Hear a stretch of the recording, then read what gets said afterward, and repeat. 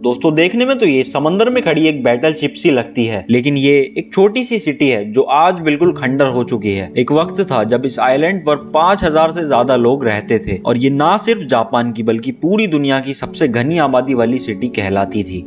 यहाँ पर अपार्टमेंट्स थे जिनका कंक्रीट अब बिल्कुल गल सड़ चुका है और उन लोगों का सामान आज तक वहाँ पर मौजूद है। ऐसा कहते हैं कि यहाँ पर रहने वाले लोग सिर्फ एक रात में ही अपना सब कुछ छोड़कर यहाँ से चले गए थे। यहाँ स्कूल्स थे जिसमें कभी बच्चों की आवाजें गूंजा करती थी, hospital, town hall, swimming pool, shops और सिनेमा के साथ यहाँ पर वो सारी फैसिलिटीज थी जो एक शहर में होनी चाहिए। पर आज ये पूरा आइसलैंड, पूरा शहर एक घोस्ट टाउन की तरह लगता है। लेकिन आखिर क्यों यहाँ रहने वाले हजारों लोगों में से आज एक भी लोग यहाँ पर नहीं रहते? यहाँ पर ऐसा क्या हुआ था जो 35 सालों तक जापान ने लोगों को यहाँ पर आने से रोके रखा था? इस आइलैंड को हाशिमा कहा जाता है, जो जापान के शहर नागासाकी से 15 किलोमीटर दूर साउथ चाइना सी में मौजूद है। क्योंकि इस आइलैंड की शक्ल कुछ बैटल शिप जैसी लगती है, इसीलिए इसको बैटल शिप आइलैंड भी कहा जाता है। समंदर के इस हिस्से में करीब 500 ऐसे आइलैंड हैं जिसमें कोई आबादी नहीं, लेकिन हाशिमा आइलैंड की कहानी इनसे काफी अलग है। देखा जाए तो दूसरे आइलैंड काफी हरे भरे हैं, लेकिन हाशिमा आइलैंड समंदर से उभरा हुआ एक बहुत बड़ा पत्थर है जहां पर प्लांटेशन ना के बराबर है। हाशिमा आइलैंड ने उस टाइम में जापान की इकोनॉमी को बूस्ट करने में बहुत बड़ा रोल प्ले किया था और इसकी सबसे खास बात थी कोल माइनिंग। पिछले 150 सालों की हिस्ट्री में इस आइलैंड से करीब 1 करोड़ 65 लाख टन कोयला निकाला गया था। इतना कोयला आज पूरे इंडिया को 1 महीने तक और पाकिस्तान को 10 महीने तक इलेक्ट्रिसिटी दे सकता है। 1800s में हाशिमा से थोड़ा ही दूर टाकाशिमा आइलैंड पर रहने वाले लोगों को जमीन पे बिखरा हुआ कोयला मिला था। पहले तो उनको इसकी खासियत पता ही नहीं थी, लेकिन फिर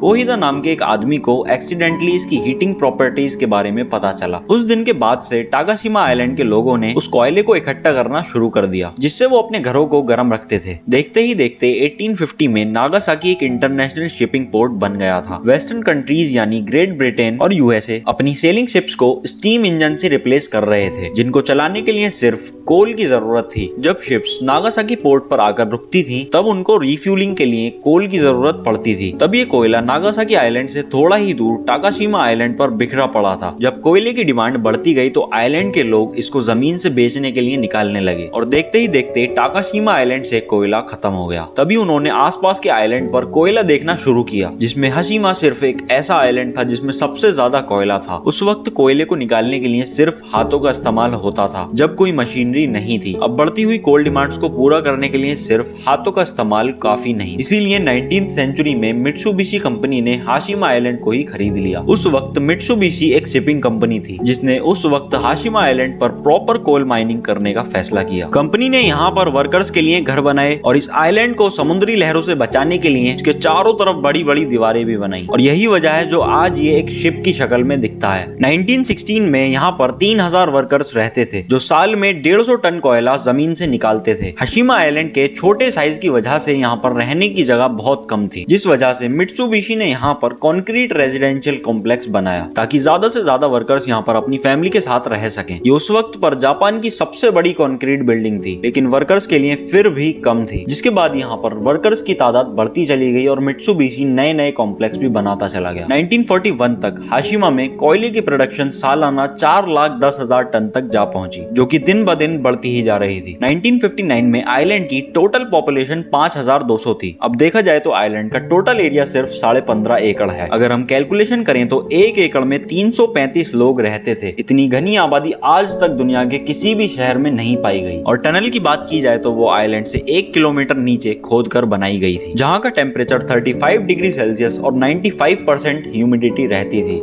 इन हार्श कंडीशंस में वर्कर्स का काम करना किसी भी तरह से आसान नहीं था। माइन में काम करने के दौरान कई वर्कर्स की जान भी जा चुकी है। यहाँ पीने का फ्रेश पानी मेनलैंड जापान से लाया जाता था, लेकिन बाद में समंदर के अंदर पाइपलाइंस बिछाई गई जो सीधा जाकर मेनलैंड जापान से कनेक्ट होती थी। 1960s में हाशिमा आइलैंड अपने पीक पर चल रहा था और जापानीज इकोनॉमी को इससे बहुत फायदा भी हो रहा था, लेकिन